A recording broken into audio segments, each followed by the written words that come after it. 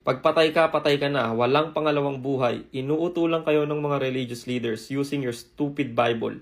Dami red flag sa Bible. Coming from you, na sure ako na hindi mo naman binasa ang buong Biblia. Nakapagbasa ka man, pero iilang verses lang. And calling Bible stupid? Mag-iingat ka bro. Sabi sa Matthew 12:36, pagbabayaran mo lahat ng mga careless words na sinabi mo. Papanaw ang langit at lupa, pero ang salita ng Diyos hindi. So, calling Bible stupid is like saying God is stupid. At itong si Reg, makikita nyo lahat ng comment niya dun sa recent video ko. Sobrang arrogante niya, sobrang hambog niya.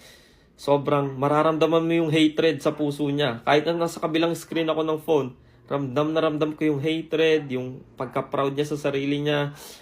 Kasi most of his comments, sinasabi niya, critical thinker daw siya. Paano ka naging critical thinker? Mas naniniwala ka nga na galing ka sa unggoy. Kesa maniwala na may lumikha. Tumingin ka sa paligid mo. Blueness of the sky, trees, animals, birds, your friends, your families, that's creation. That's proof that there's a creator, intelligent creator. Alam mo, makakaramdam ka talaga ng inis sa mga gentong comment.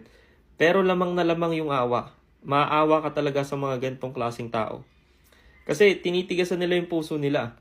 Kaya sabi sa Bible, God opposes the proud, but gives grace to the humble.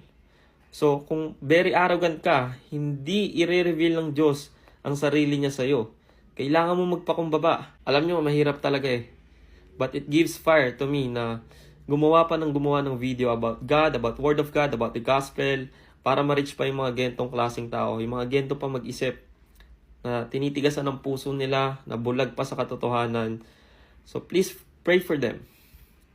And thank God kasi kung ako lang to, wala na. Sumuko na ako, matagal na. Ang hirap mag-explain sa mga taong ganyan.